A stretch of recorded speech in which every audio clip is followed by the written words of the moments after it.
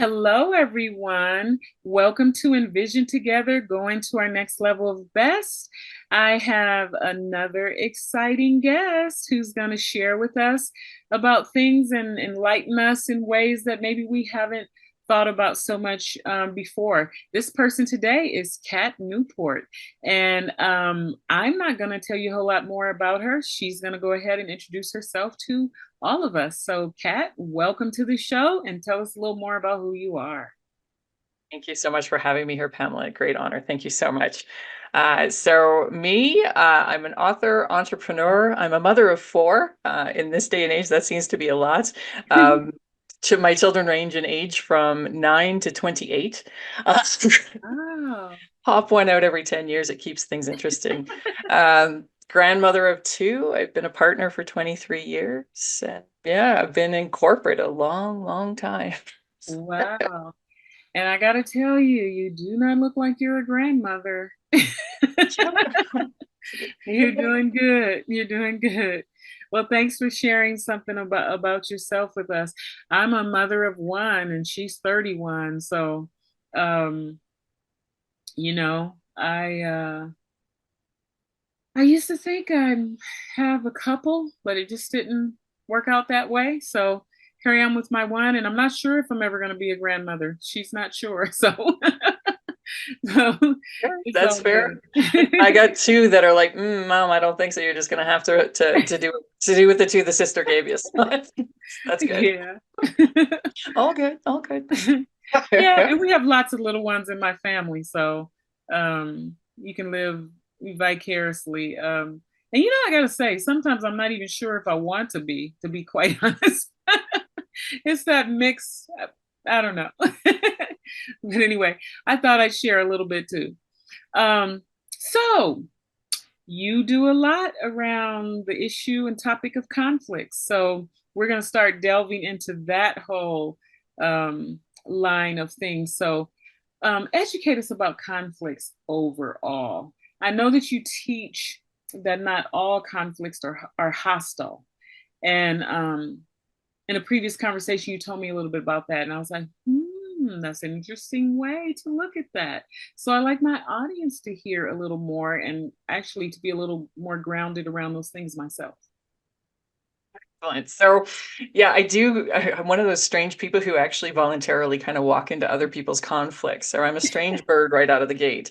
Um, so that said, when I'm working with conflict, I'm working from conflict from an interpersonal perspective, one where one individual or group has a difference of opinion from another individual or group, or multiple individuals or groups. So it's simply this difference of opinion where two people can come and rub against each other, and that rub is conflict. So you're not the first person who kind of gets a little bit surprised when it's like, you mean it's not hostile? It doesn't have aggression to it? And no, not always. Those are the ones our brain kind of remembers and kind of sticks to. Our brain is really, really good at protecting us. So it remembers the bad things Mhm. and sort of files all the good times we had, a disagreement with somebody and it turned out okay, and there was no emotional baggage that kind of went with it, and they kind of throw it overboard.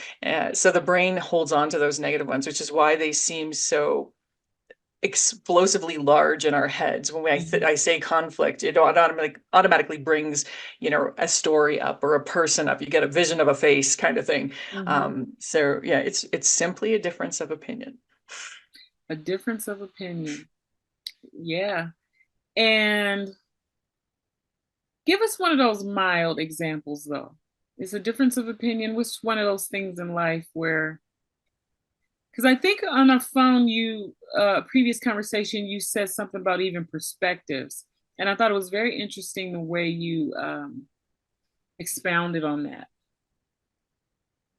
So the first sort of touch point I want to go into here is you go into a coffee shop and you order a coffee, and the coffee you get is not what you ordered.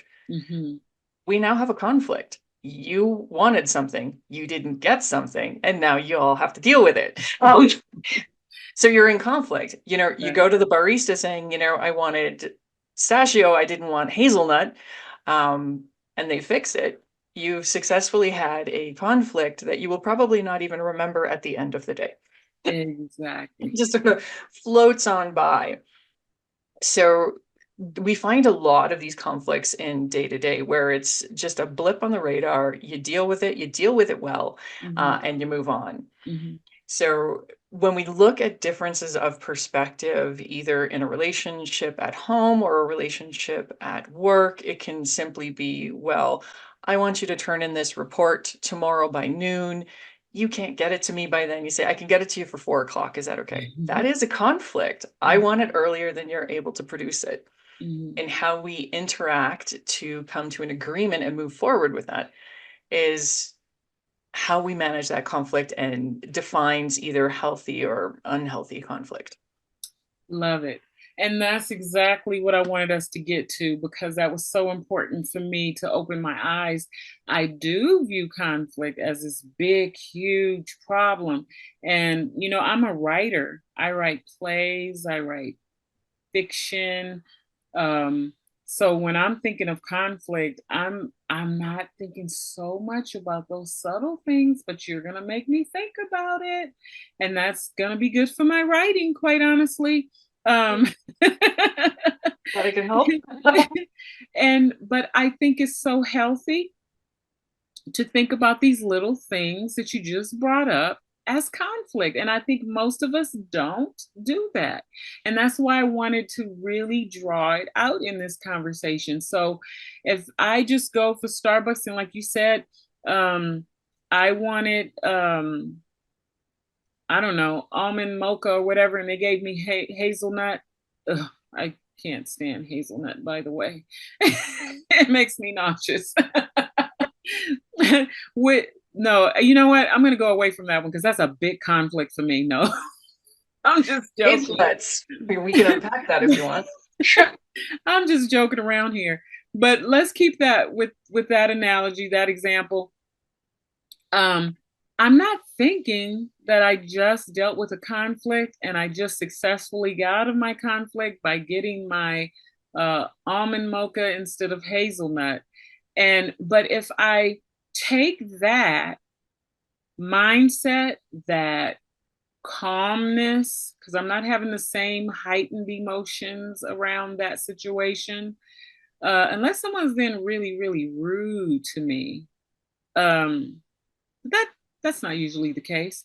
Um, I've dealt with it very calmly. My blood pressure didn't go up.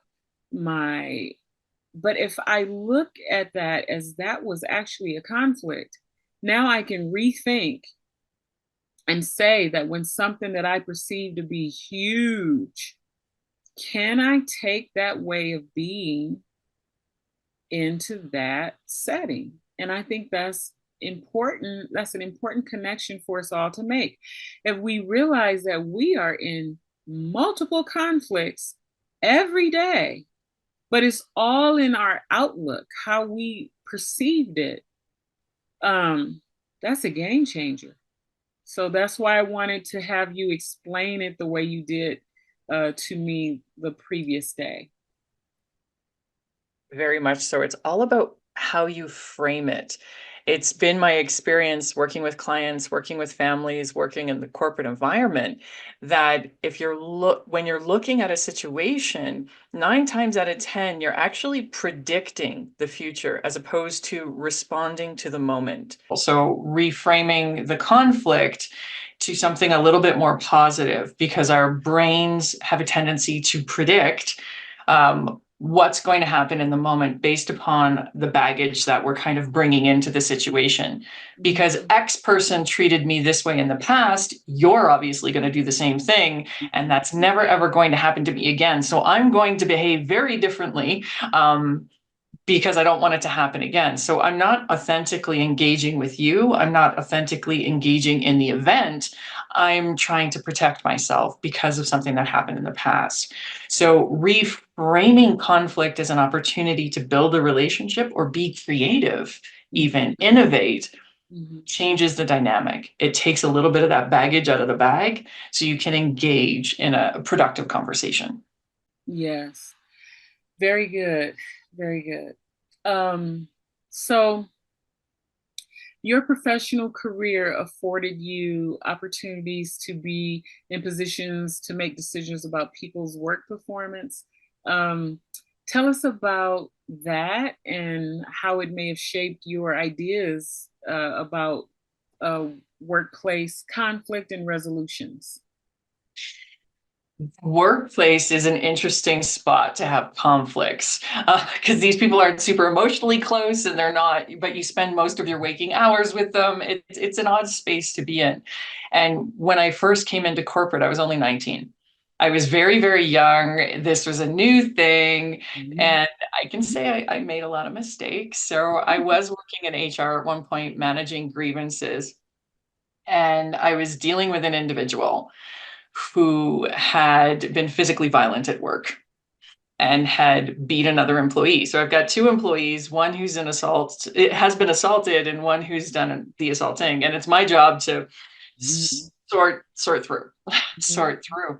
Mhm. And we were in the union meeting, and it was actually really interesting. I was very, I'm going to be very stern. I'm still very young. I'm early 20s, I am going to make this good. I'm going to come Like, how in. do you even land a position like that in your early 20s? That's I, I started from the ground up. I've always been very much a multi-pot, a multi-potentiate. I love okay. picking up new things and trying new things. And Okay. because I wasn't really nervous about getting into conflict like some folks are, I kind of jump in with both feet. I was like, okay, let's sort this out. Okay. It definitely lent itself very much to coming into union negotiations and grievances and that kind Okay. Okay. of going where no one else wanted to go, I guess. Maybe there was a reason nobody else wanted to go. I don't And know. maybe I'm even wrong for that question, honestly. My preconceived thoughts are that you would want someone seasoned or that has a certain amount of wisdom and experiences, but quite honestly, that's not what I fully believe that comes with a certain age. I think you can have very wise, experienced young people actually, and oftentimes the older people are like, "Oh my God, have you learned anything in life? Because like, can we have a little bit of wisdom from you at 70?" But so I retract that a bit. But the typical thoughts that I think most people have, not just me, is that these things come with time. And so jobs would put people a little older in those roles. But anyway, let's move on. Much so. Early in my career, I was very privileged to have mentors who saw potential, Mm, who gave me the opportunity to play on the field a little bit. okay. I'm going to give you this opportunity here, try this out. Are you good at it? Are you not good at it? Whether it was me jumping into where no one else wanted to go and it's, I'll just give it to Kat. That's a possibility. But I rose to the moment. Okay. And it kind of evolved with me as I went, grabbing kind of the next thing. I mean, in the organizations I've been in, I've done HR, I've done operations, I've done payroll, I've done billing. I've sort of dabbled in all of these things. Some of them I didn't love. Payroll and billing were not for me. Um, some of them I loved, some of them I didn't. And, I evolved and grew with that. And I think I was very privileged in that regard. Okay. Very good. So how did it shape you though? How did it help you come to your understanding that you have today and working around these things? This one I think stands out because it's one of those I talked about before where the brain grabs a hold of that self-defense mechanism and goes, this one was really terrible. Mhm. I can tell you in all the years of dealing with people and all the years of dealing with union grievance, I never had anything of this degree ever again. Mhm. But I remember talking to this individual and I remember just sort of plowing through trying to make my point. Mhm. I'm going to get to the end of this. You're going to do what I think is right here. This is the way it's going to go. And I missed a lot of verbal cues. I Mhm. missed a lot of nonverbal cues. Mhm. And as the conversation went on, and as I pushed and I pushed and I pushed and I pushed to a point where this individual lost control. Mhm. And I nearly got hit in the face. I nearly got punched in the face that day. Wow. Um, the reason this one stands out so deeply for me is because I missed so many signals. And thinking back, I'm like, oh, there it is. No, you really should have stopped there too. Um, it's what made me kind of stop and settle from a professional view, going, okay, what do I have to watch moving forward? How can I learn from this? How can I teach other people this and move forward where it doesn't take, nearly getting your block knocked off to learn the lesson. Right. Okay. So you took that experience and it caused you to be more interested in, I don't know, how could I have done that better? Or how can I not be in a situation like that again? And after pondering these things, you kind of came up with, I don't know, some of the concepts for smart conflict. Absolutely. And this was a progress. I mean, it wasn't like, oh, this happened on a Monday and I had a solution by a Friday. This Right. this this evolved over years. Right. And one of the clients that I was working with at the very end of when I stepped out of corporate and into entrepreneurial, I was responsible for doing training and organizational development. And one of the very first products that I developed was conflict management. It was a 3-day course, Mm. and everybody wanted this course. I mean, it was rolled out coast to coast. People were in from all over the place. Dozens, if not hundreds of staff went through that course just to get the skills that had been gathered over the years. And I knew I was definitely onto something then. It wasn't just me who had the challenges. It was me who saw the challenges and decided to make it my little hobby on the side. Mm. Right. But it became something bigger. It became that aha moment for me. So when I finally moved into entrepreneurship, it's like, okay, I am a coach, I am a consultant, I do leadership in business and all these things, but where do you want to land? Some people are executive coaches, some people are relationship coaches, and I found my niche with conflict coaching and mediation. Lean into something that I've been dabbling with for so many years. And that Okay. eventually became the book. Okay.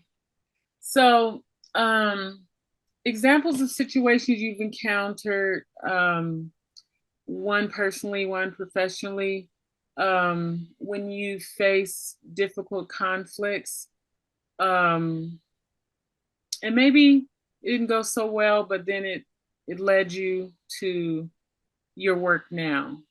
Do you have any examples of situations you've encountered?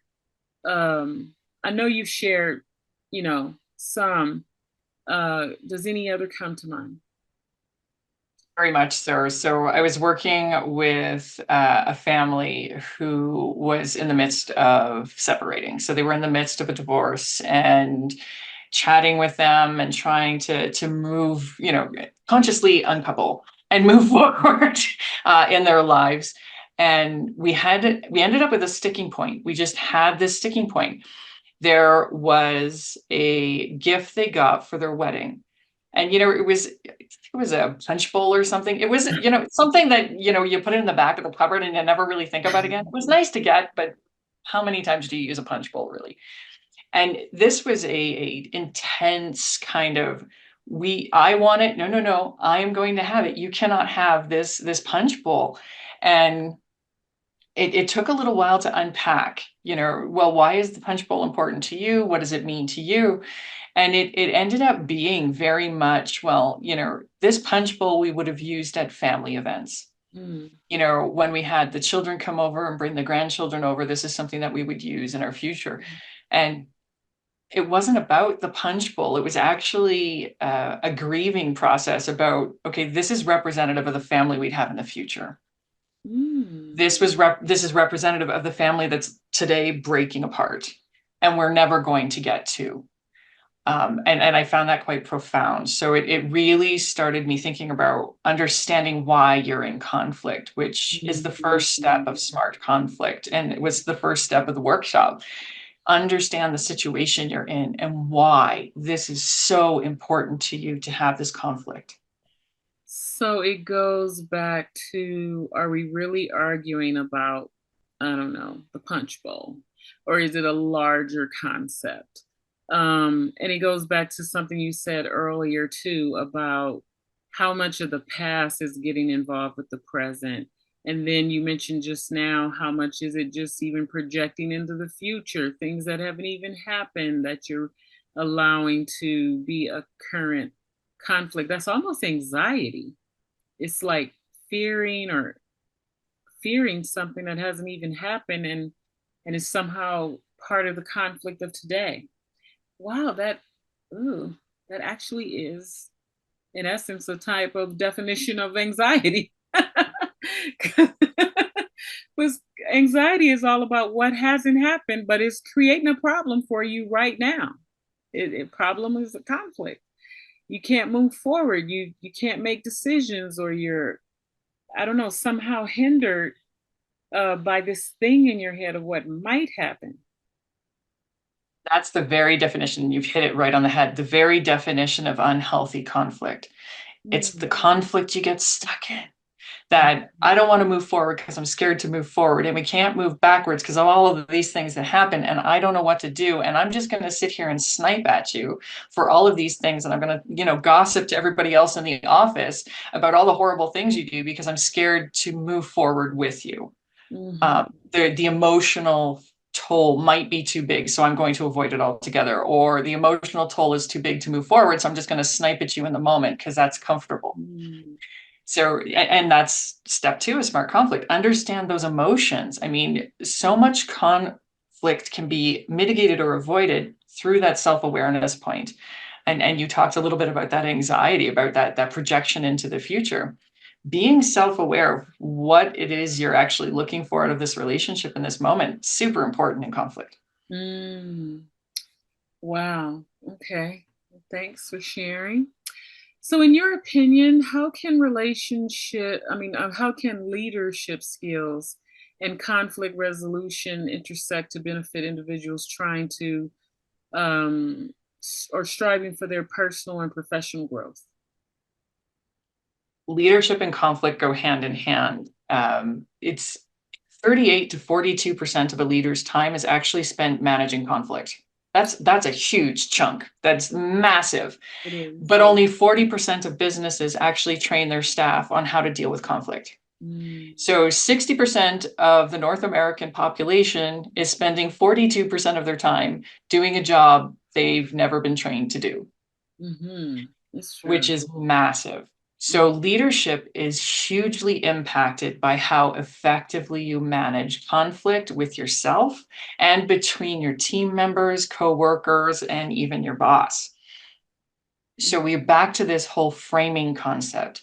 How do you frame the concept of conflict at work, so it's not this big frightening boogeyman in the closet? Mm-hmm. The reframe comes here as conflict equals creativity and innovation. Mm. Conflict equals creativity. Because if you and I are in conflict, I have a perspective, you have a perspective about something that's happening at work.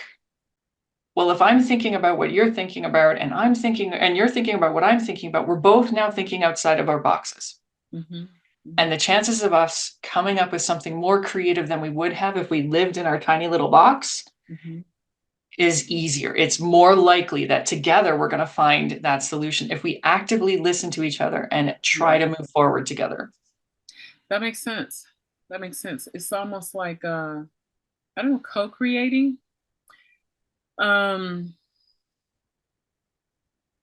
Allowing or valuing all the perspectives to come up with a new perspective, if you will.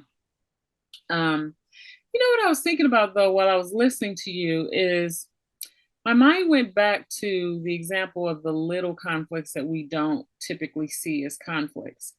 And I started wondering if we're having a series of little conflicts, but they're not resolving well, like in the example of ordering the coffee, I get my hazelnut switched back to almond mocha or whatever.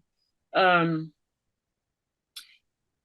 I started thinking, what if I'm working with someone and a little conflict happens, but it doesn't resolve well? And then another little conflict happens and it doesn't resolve well. Now I have this pattern in my mind that this person is just hard to work with. It's never going to resolve well. So when that big one happens, we're not at a place to even begin to deal with it because now I have all these preconceived ideas, and so do they about me. So now I'm thinking about those little conflicts differently.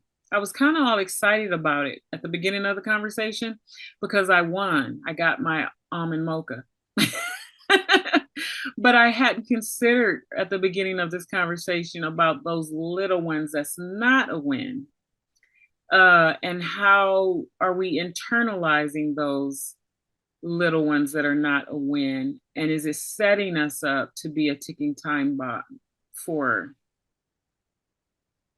larger conflict to happen in our lives and we not resolve it healthily? A couple of things really resonated with me in what you've just said. If you know these little conflicts are not resolving well with someone you have to work with on a day-to-day basis, Mm-hmm. it ties back to that self-reflection piece. You know they're not resolving well. Mm-hmm. And there's only one human being on this entire planet that you can control, Mm-hmm. and that's you. Mm-hmm. You can only control 50% of the equation. So self-reflecting, where do you want this relationship to be? How did you want it to resolve? Because they might think it resolved just fine. Mm-hmm. Unless they told you otherwise, you'll never know. Mm-hmm. So there's all of these things that are tying together. We're also tying in, and this is just tinder for a conflict, the concept of judgment. Mm-hmm. It didn't go well for me, so it obviously didn't go well for them. Mm-hmm. We are never going to work well together. These are all judgment calls. Mm-hmm. We're labeling something ahead of time. Yeah. I know that because of all these small conflicts that didn't resolve well, in my opinion, with you, our next big blowout is going to be terrible. Mm-hmm. Mm-hmm. I've just labeled that. So I'm predicting. Self-fulfilling prophecy. Very much so. Very much so. I've already predicted that because you and I, Pamela, we don't work together so great. Mm-hmm. This is going to be terrible no matter what I do. Mm-hmm. And lo and behold, it does become terrible because I'm not reacting to you in the moment. You know, you might have lost your father last week and we had 3 conflicts that didn't resolve well. Mm-hmm. And now we're in this week and you're in the healing process and you're dealing with it better. Mm-hmm. So we might get on. Yeah. But because of the 3 things that happened last week when you were under stress that I didn't know you were under, Mm-hmm. I've labeled you as difficult or whatever label has popped up in my head. So we do have to be careful with that baggage because you've literally given that baggage to yourself. Right. And I think that it's way more important than we might think because I think it's those little ones that give potential to the big ones. Absolutely. When you go to most conflict management trainings, they focus on the flashpoint. They focus on the moment of conflict. And you can do NLP, and this is how you can de-escalate, and this is your verbal jujitsu, and all those buzzy words. Those are funny names. They are, aren't they? Conflict actually starts, to your point, before the conflict flashpoint. What am I investing in our relationship so that if we ever do have a flashpoint, that will be okay? That it'll just be switching your almond for your hazelnut or vice versa. Mm-hmm. Right, right. You know, what am I investing? What do I want out of this relationship? And we have relationships with everyone we work with, even if we don't like them. Mm-hmm. That's a relationship. Yeah, that is so true because I was reflecting actually on my relationship with my daughter, and I think she would be okay with me sharing this. We're very, very close. We have a close bond. And when I think about what makes it work, it's not like we don't ever have conflict. We do. But we really do assume good first. And we have now a whole history and lifetime of doing that with one another. So if my daughter says something that hurts my feelings,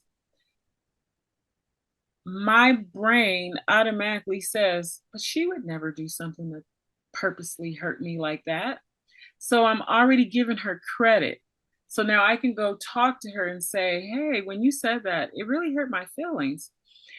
And instead of blowing up, you hurt my feelings. How dare you? Blah, blah, blah, blah, blah. And then she gets to say, really? That hurt your feelings? I wasn't trying to hurt your feelings. This is what I meant. And I'm sorry for hurting your feelings because I would never, blah, blah, blah, blah, blah. And then it's all better. And I'm like, oh, of course my daughter would never hurt my feelings. And, you know, and and I get to look at the words the way she intended it to be delivered and all of this kind of stuff. But that comes with a whole history of when she was little, I was like, you can talk to me about anything, even if you disagree with me. Just how you say it matters. Like, don't disagree with me in a disrespectful way, but I want to hear what your thoughts are and what you're thinking and blah, blah, blah, blah. And after doing that, we have a whole history and setup of this is the response I'm going to get if I come like this. I get to share this and it's not going to go crazy. Have we ever hurt each other's feelings? Yeah. Have we ever cried and all that? Yeah, but it's always goes back to a healthy place because the foundation really is we love each other and we assume good first. So man, how do you do that in a workplace without all of that? So you don't have to give birth to them to have a really good right. relationship. But we always say assume good first. But if I don't know you like that and you've shown me a few things where it's difficult for me to see you in that light. First thing that pops to my mind here, when you were talking about how you built your relationship with your daughter, it's very much boundaries. You can disagree with me, but don't disagree with me in a disrespectful way. Mm-hmm. That's a boundary. Dead clear. This is exactly it. And I can guarantee you, having 4 children of my own, at some point in time, she stepped over that boundary. At least once. You know, and it was that correction, going back, going, that I found that self-corrected. So she's human. So you stepped over that boundary, but then it was like, oops, you know what? I didn't really mean it like that. Yes. And that's what you have to build at work. If we're just brand new working together, I'm like, okay, Pamela, I really don't like the way you're coming at this idea. This is where I'm coming from. Mm-hmm. How do we move forward together with that? You now know this is Kat's boundary. Okay. And you have a choice. Are you going to stomp on it or are you going to respect it? And I now know your boundary. This is how you come at life. Mm-hmm. Like, okay, so now I know where you're coming from. Mm-hmm. We didn't have to agree in the beginning, but we did put up those living hedges of boundaries. Boundaries are not cement walls topped with razor wire. They're a living hedge and they grow with you. Mm-hmm. We did put that up between us to say, okay, this is how we're going to interact together. Mm-hmm. Good fences make good neighbors. Mm-hmm. But I have to have those boundaries first. And I've seen it in workplaces a lot that, well, I'm not going to tell you my boundary. I'm just going to assume you can read my mind and know that ticked me off. Get it through osmosis. Exactly. You obviously know, because everybody, and for those of you who are just listening, these are air quotes. Everybody knows that. Okay. Is it not common sense? Right. You should know this. You know, we're shooting on people. Should have known that. It was so funny. I'm just going to go here.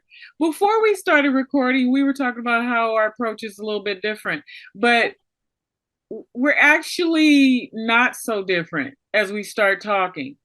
So it's kind of funny because it's in a way we've worked through some little tiny conflicts or something.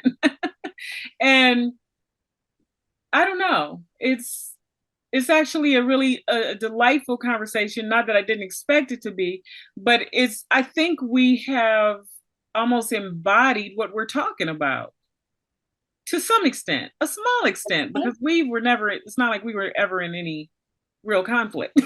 But we were.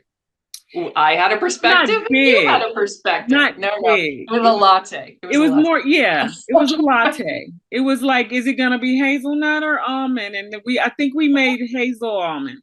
There you go. I'll drink half, you drink half, we'll be fine. So, funny. So, from your experience, what are some common challenges that people face when navigating conflicts? What are some of those things that are like, oh, almost everybody has this challenge? And maybe we've touched on it a bit, but we'll expound more. We've touched on a couple of them for sure. One of them is gossip, either in a workplace or in personal relationships or in families. um, Mm-hmm. these things can crop up. Instead of talking to me, it's easier to talk to your sister or your auntie or your coworker. It's just easier to deal with someone else. Mm-hmm. And this is classic conflict avoidance. To Mm-hmm. get emotional relief from the conflict you're having with me, you'd rather talk about me to Betty in accounting. Whereas you'd get permanent emotional relief if you just talk to me. Mm-hmm. You're looking for those pockets of relief from Betty in accounting, but every time you then have to interact with me or you see me walking down in the hallway, those emotions bubble back up again. So gossip is a challenge. The Mm-hmm. more you engage with it, the more it builds. The less likely you are to engage in conflict, the more you will see it. And gossip has its benefits as well if it's healthy gossip. I'm so happy, Pamela, you got the promotion. This is fantastic. Did you see it? She got it last week. This is great. This is healthy gossip. It's You are building a so structure. funny to me because you're taking these words. I would never think of healthy conflict. I wouldn't think of healthy gossip. When I think of gossip, I'm like, away, away, um, Positive. Yep. and try to avoid it. The rest I just would consider, praise or patting on the back or something like that. But yeah, it could be healthy gossip. But I'm thinking of more with the unhealthy gossip. Uh, man, it's bad blood. It's just so not good. We all have to try so hard not to engage in things like that because it's destroying trust. It's making people feel violated, isolated, and all this kind of stuff, which is negative conflict. And we can't. It's so hard to move forward from that, especially when the trust factor is broken. Um, and yet it's everywhere. There are studies where they've actually looked at the chemicals released by the human brain when you gossip. And it's actually the pleasure chemical, the same as you get from doing something you enjoy or eating a food you love or taking that drink. You get that serotonin burst when you gossip, which is why it's so very difficult to not gossip, because you get that pleasure hit when you get it without really looking at the potential consequences of it. You know what So helps it's what helps me? No, I'm with you there. I think there is a degree of pleasure with gossip, if I'm honest. Um, I don't know. I have degrees of that. I mean, the minute I say something and then reflect on it, I'm kind of all over the place because I'm one of those people who I put myself in other people's shoes. I put on other people's moccasin. And while it might be interesting to hear this stuff, I start thinking, but what if it was me? What if that was happening to me? I wouldn't like that. So then now I want to remove myself from being a part of it. And I just did another episode with someone where we were talking about the concept of do unto others as you have them do unto you. And I think that's my check system. But I do think that maybe naturally there's something our ear is drawn to hear whatever noise is out there. But I really do have that quick check system of this is bad. We don't even know if it's true. And what if that was happening to me? Or I remember the time it happened to me, or I remember the time it happened to my child or somebody I care about. And now I have all these check systems around it. Very much so. And it's one of the things that I do go into in the book. It's really about intent. Is my intent when I'm talking to you to spread false or harmful information? Mm-hmm. Or when I'm talking about the really difficult meeting I just had with Jimmy, am I like, okay, this is what happened with Jimmy, and I'm really uncomfortable. How can I handle it better next time? I'm Absolutely. talking about what happened with Jimmy, but I'm trying to fix what I can control, which is myself. Absolutely. And I really like that because what you define as intent, I usually say people, it's the spirit behind it. So even if you're coaching me or you're giving me constructive feedback, my response of being hurt or not is really like did you say that in a loving way? Did I feel like you were trying to coach me and help me? Was your spirit like, hey Pamela, I can help you? Or were you just spitting daggers at me and you did it in a spirit that if you meant to help me, boy, are you way out there. Because I'm a pretty tough cookie. I'm very direct style and I can take a lot. So if someone says something and it hurts me, I really do start thinking, what was behind that?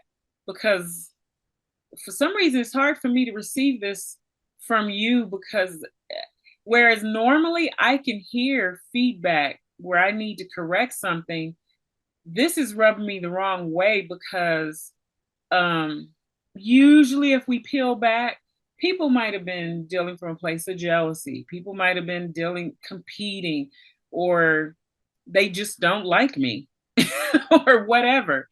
Um, I really can't think of a situation. No, no, no, I can. When I was younger, where someone gave me feedback that hurt and they really didn't mean it to hurt. I think I still had some growing to do about how to take that feedback and use it to help me and not see it as a attack. Um, but once you get over that hurdle and you start seeing, because quite honestly, even if somebody means it as an attack, you can still let it be growth. But all that is about maturity and where you are. But anyway, I think I'm kind of rambling now, but all this has got me thinking about all this kind of stuff. It is a person's intent or approach or the spirit behind it, or however you would want to say that, that determines a lot. Very much so. I've worked with clients on this exact thing, this whole feedback piece. As I'm moving up in my career as a leader, how do I give feedback properly? And the first thing I tell them right out of the gate is, why are you giving the feedback? Mm-hmm. Tell the other person what the intent of this feedback is. Mm-hmm. I am giving you this feedback on your report because we need to improve it so we can hand it into the board. This is why I'm telling you this. I'm not telling you this because I don't like you. I'm not telling you this because I'm cheesed off. I'm not telling you this for whatever. I am telling you this because we have to fix this report before we can send it off. Kat, now you know where I'm coming. That doesn't always work though. I've Okay. tried that. I've been in management and I've had to give tough feedback. In fact, I've been in a situation where my boss told me to get rid of someone. And I didn't want to get rid of that someone. I was still trying to coach them before we got there. And they determined in their minds, just because I was asking them to, work on some things and wasn't even doing it all directly myself. I was sending coaches to work with them. They got angry with me. I'm out to get them and all this kind of stuff. And I'm the only thing standing in the way of you getting fired. So they're going to complain to the person who actually told me to fire them about me. So lighter fluid on the fire. yeah, you can explain it and tell them all of that to try to, and if they're not at a place to be able to just receive, um, if they're not coachable, that's what I'm looking for. Um, I mean, you can be the best leader in the world, and if they're not coachable, because that's their own homework they have to do. So much so. And it goes back into the only person you can control is yourself. Hmm. So a couple of things come up. What is it on their plate that's making that reaction? What's their baggage? What are they pulling forward? So that comes up for me. What else comes up for me here is if they've taken the coaching poorly and then the gossip happens behind, it's time for a difficult conversation, in my opinion. Hmm. Strictly in my opinion. I heard that you didn't take the coaching well, that you have a problem with what I've said. Can you explain to me your perspective so I can understand you? Respond with curiosity. And it means stepping into a conflict to hopefully creatively come to a solution so you can move forward. Hmm. And I've seen this happen in organization after organization where, well, I hate this person, they're so stupid, they don't tell me the right things. But the person being spoken about doesn't step forward and say, okay, obviously there's an issue. Hmm. How do we move forward together? Explain to me your perspective so I can understand what's going on. Right. And it's that investment, once again, into the relationship so that when we do have conflicts, we can move forward together in a healthy way. Right. Okay. Um,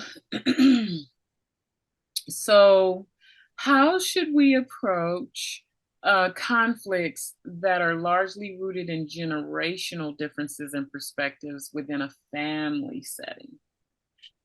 Oh boy, grandma telling you put on too much weight. Got you. Or just let me tell you the big one that stands out in my mind.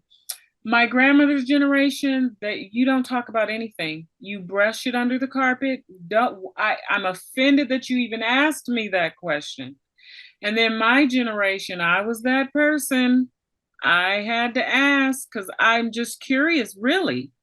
It wasn't to be a snotty kid. I just had the why. I needed to understand why, but why, but why. And their generation was like, you don't question me. It's because I said so. And that's why I had those conversations with my daughter. You can disagree with me. You can say whatever. You just can't be disrespectful. All of that is rooted in the fact that I just really needed to know, wanted to know. Like, I want to say need, not want. I was just wired in a certain way. And it really would have helped me if the adults around me helped me understand things that I didn't understand. So I didn't want to do that to my daughter. So it was some conflict for a while, generationally. I'm the one that just brazen or whatever. And over time, we got past that, and there was more openness and sharing. But it was rough. But it was still, it wasn't 100%. We never got the 100. So that's kind of what I was thinking about when I posed that question that way. Yeah. So a couple of things come forward. When we look at that generational, how do I teach my child healthy conflict? That's the first one that popped up. My question then arises is what is your narrative surrounding conflict? And for your grandmother, it's this is my business. The child should be seen and not heard. Quit your crying, I'll give you a reason to cry. Oh, that's Gen X. We're sitting here rocking. No. So it's really deciding how to teach your children about conflict. And I have a very large gap in my children. I have a 28-year-old who's my oldest, and I have a 9-year-old who's my youngest. And I had children very young, and I will admit my conflict management skills sucked. No sugarcoating. So took a lot to really work on my relationship and work on conflict with my first two children, who are 28 and 25 now. So, there was a lot of work there. But if we look at my 9-year-old, the one that I had when I had the conflict skills, and I had unpacked my conflict skills, and I knew, man, this child can negotiate like he's with NATO. That's funny. I'm having big emotions. I don't want to talk about it right now. This is my big emotion. He's asking for hugs. There's, I don't want to do that. This is what I want to do instead. Can we move forward together? I mean, it's hard. When he turns 16, I'm in so much trouble. It's like, wait a minute. Right. So it became that evolutionary piece. How do I want to evolve so that I can effectively engage with my children? And it sounds like you went through something very similar with your daughter. This is what I experienced, and therefore I will not inflict that upon my child. So it's that piece.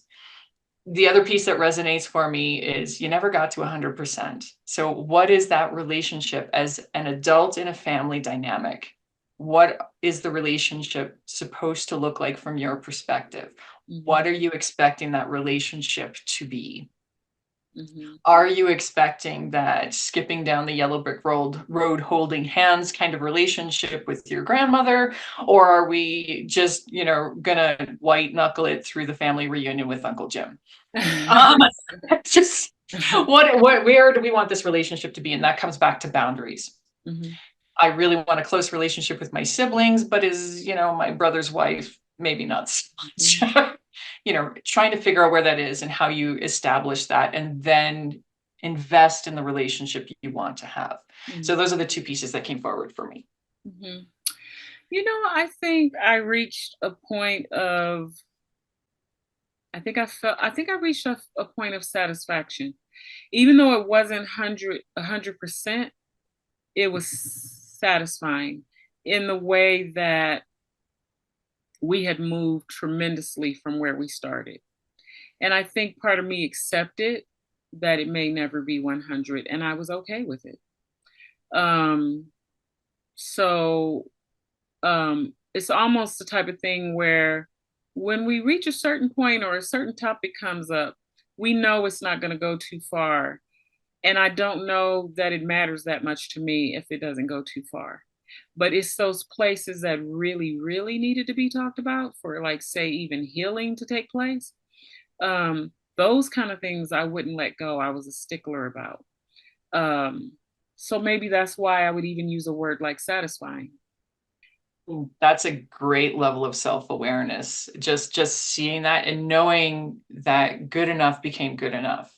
That it didn't need to be, Instagram perfect, sunshine and roses. Getting to a point where this is good for me, and I think it's good for them. That takes self-awareness and a huge emotional intelligence, just to say, this is good. It doesn't have to be perfect. So thank you for sharing that. That's awesome. Well, thank you. In your experience, what common pitfalls do individuals face when navigating workplace conflicts? And how can these be addressed with the principles outlined in your book, such as your SMART goal, acronym, and approach to conflict? I know you've touched on some of this already, so whatever part you feel comfortable touching on or you think it's important to touch on, let's go for it. So in the workplace, the gossip is a big one. So I have a lot of content in the book, and there's a lot of content on my social feeds talking about gossip. There's also engaging with empathy and curiosity. And I think we've talked about that quite a bit as well. That this is really helpful in mitigating and reducing conflict in the workplace. And beware of the conflict avoidance. It can sometimes be easier, and there's the air quotes again, can sometimes be easier just to sweep it under the rug, but it will come back at some point and bite you in the butt. The more healthy conflict you have in a workplace, the more psychologically safe the workplace is. And I think that's there's the big crux there for sure. And the SMART conflict and the acronym of situation, measure the emotions, make sure you know where you're going, have that agenda, focus on the relationship and pick the right time and place. Those are the big five that I'd really, really push in a workplace for sure. Wow, that's really good. And it stands out to me too about the time and place. Again, I don't know, I'm reflecting on another recording I did today, and we kind of touched on that too. Um, it's not always knowing. Like, I think sometimes people realize, oh, something needs to happen or a conversation needs to happen, but they don't have that extra part that says, but is now the time?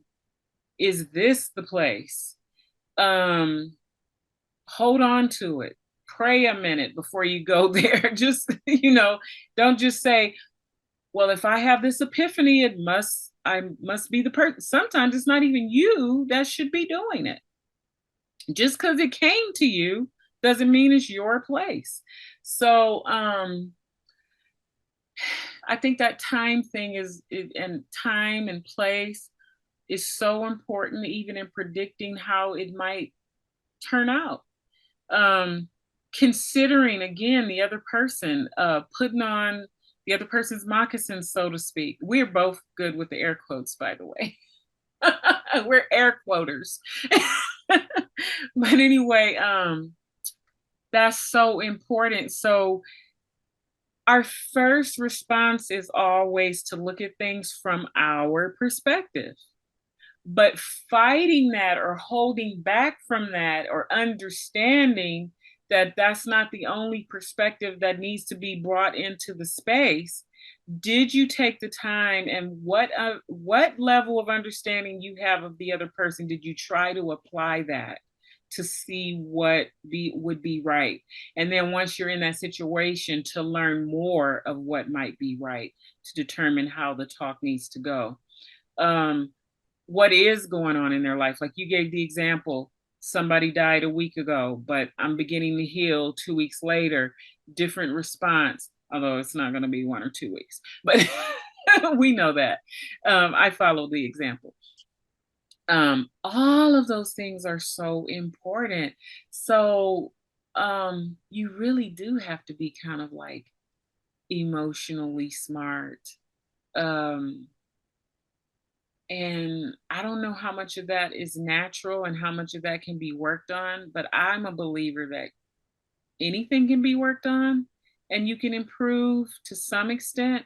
Maybe if somebody has a gift of emotional intelligence, you might not ever get to that point.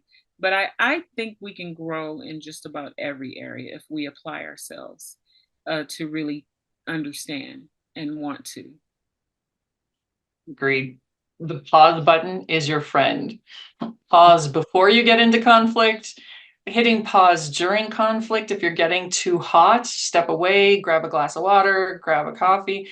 I'm a big believer that never go to bed angry. That quote in if you're fighting with your partner, never go to bed angry, has actually ended more relationships than it's saved. Wow. Because nobody argues right when they're tired and exhausted and emotionally spent. You know, hitting the pause button is okay. The flip side of that pause button, though, is you've got to come back to it. Mm-hmm. So don't hit the pause button and forget about it. Hit the pause button and come back to it when you have the emotional capacity to do so. You know what? I really think in scriptures because you keep saying things and I keep thinking of the scriptural equivalent, and it's never go to sleep angry, literally. Don't let the sun go down on your anger. And and that really works. I mean, I I I don't like to go to bed upset because for one, I'm not really going to rest. I'm going to go to bed with that thing still, and don't let it be with a loved one. It brings me down. I'm feeling bad and it's going to disturb my sleep. I'm that kind of person. I'm so reflective. Like I reflect on my whole day, every day at the end of the day, not because I want to, but because I'm wired that way. And whatever is a red flag or whatever, it's like I mentally, emotionally have to deal with all of that just to be able to go ahead and turn it off. So I will find myself oftentimes, if something didn't go well, I'll go ahead and pick up that phone and call the person and say whatever needs to be said, that hopefully we can at least move forward, even if we know we need to talk about it more. Let's That really is the way I am. Or I'll call and apologize. um because I think, now this sounds terrible to say, but I get in conflict with my mom sometimes, and we may disagree. But see, my mom is elderly, that's why I feel bad. But I know it's true, it's universally true, but I just have my issues here. That's probably some of that generational stuff too. No, but definitely. um but I will call and apologize, even if I feel like my ideas need to be shared at a later time. I'll apologize if I feel my voice got too elevated. That's something I really am not proud of. Um, and that'll give me a level of peace, and it'll give her a level of peace, because we do kind of believe in my family to express your differences without disrespect. So I'm probably just rambling now, but that's how I'm processing some of what I'm hearing from you, and I agree. And I'm just sharing, I guess, ways that it's played out in my life, and why I believe that what you're saying is true. Not a good idea to For go. sure, for sure. When you say you think in scripture, I'm actually a university trained theologian, so it does Oh, come up. I don't get to bring it out a lot in business, but okay, anyway. I see. And and when you pulled out, don't let the sun go down on your anger. That's how my brain interpreted it. Don't let Okay. the sun go down on your anger. Mm-hmm. This is your emotional intelligence. This is your self-awareness. And if I've said, whoa, I've had enough, I can't manage anymore today, Uh-huh. that's me. Okay. So you have to deal with your anger. Yeah. And that's where the line draws, in my opinion. In my opinion, the time and place might be right for you, but if the time and place is not right for me, the conflict won't go Mhm. well Mhm. because I Yeah. don't have the capacity to deal with it. I like the way you emphasize that too, though, because I do tend to think of what's my mind automatically thinks what's good for me is probably good for the other person too. I don't want to go to bed angry, but if I can say or do something that will cause you to go to bed better too, that is my goal when I do those end of the day phone calls or whatever. I kind of want us both to not be wrestling with it, but it is a healthy reminder. I know that my heart or the spirit behind it is positive, but the way you say it is a healthy reminder that at the end of the day, though, it's I can only control myself. Um, and I'm sure I've been in a situation before when I tried to make it good at the end of the day or whatever, and maybe the other person didn't reach quite the point that I did. Um, all of that is true. Yeah. So Um, let's just say that we are coming to the end of our conversation. It's been a delightful conversation. Um, but I ask all of my guests this one final question, which is, if everybody forgets everything that we've talked about today, what is the one thing you're really urging them? But please don't forget this one, people. Conflict equals creativity. Reframe it. It's Mm, not a bad thing. mm, very good. Reframe it. It's reminding me of when I told you earlier when I thought about these little conflicts with the coffee. Um, we're going through it all the time, but that was like no big deal. So why couldn't I take that no big deal into a situation that I perceive as larger? That attitude to help me start at a better place. Okay. Wonderful. And all of my guests, I do like to afford you an opportunity to share with my guests anything you would like them to know about how to engage with you, contact you, get your book, anything you want to share along those lines, go ahead and do so now. Perfect. Everybody can get a hold of me. Easiest place is at my website, smartconflictbook.com. You can also follow me and hook up with me on LinkedIn and Instagram. And I have a YouTube channel where you can get some of these insights and little snippets or full 30-minute blows. Wonderful. So those are the ways that everybody can stay in touch with Kat and get her book.